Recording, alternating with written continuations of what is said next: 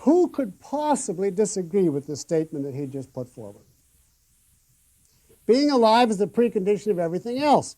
If you're dead, you can't have any values. So the first thing must be remain alive.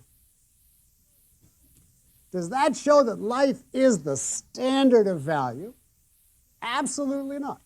It doesn't even discuss the question of a standard of value. It shows you only one thing, namely, life must be a means to some end. But it leaves open the end. It doesn't say anything about what your goal or standard or ultimate end is. An altruist could entirely agree with that argument. He would say, being alive is the precondition of everything else. If you're dead, you can't have any value. So the first thing must be remain alive. And then he would say, in order to achieve your proper purpose, which is self-sacrifice for mankind. If you commit suicide, you can't do it. So he would say, life is not the standard. The standard is service to mankind. But remaining alive is a necessary condition. Adolf Hitler could say, absolutely stay alive in order to serve the Fuhrer. Now, this argument absolutely does not establish that life is the standard, the ultimate goal, the purpose.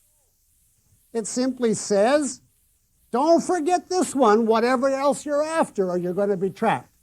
Or, you'll be out of the picture. Now, what is the methodological point that this illustrates? Well, I would put it to you this way.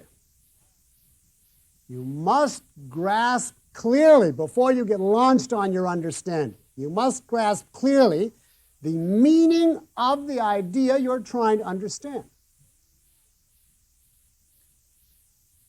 You must grasp clearly, before you launch into a whole complexity of understanding and proving something, what is the meaning of the idea you're trying to understand. And you do this by restating it in several ways. Making sure the full content of that idea is set out before you. You're trying to grasp its relation to reality. Well, you need to know clearly what it says. That is your agenda. That's your goal. It's not enough to get a smattering and then rush into some kind of argument. You set it out leisurely, thoroughly. Stress how much there is to this idea that you want to understand, and then you'll know when you've achieved this, you've reached the target.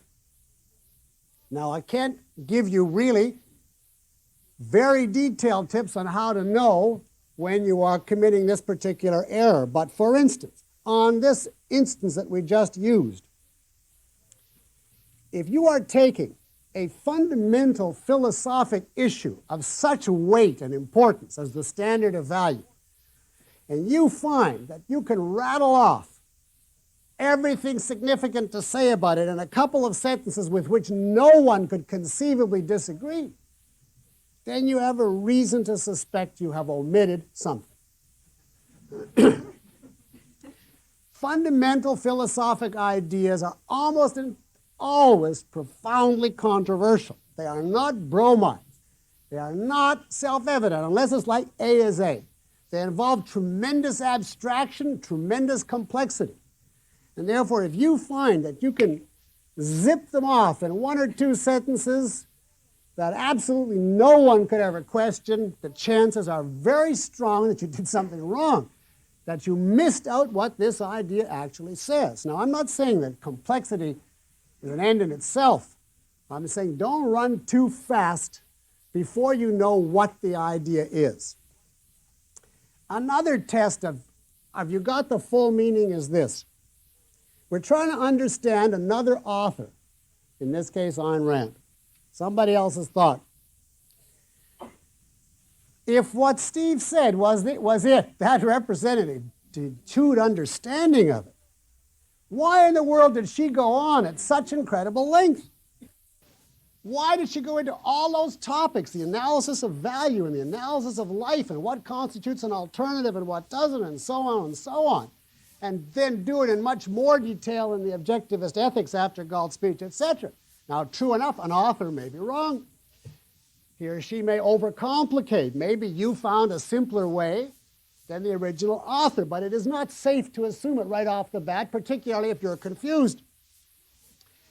If you have omitted vast amounts of the author's own idea of what constitutes the proof, the chances are you missed something significant.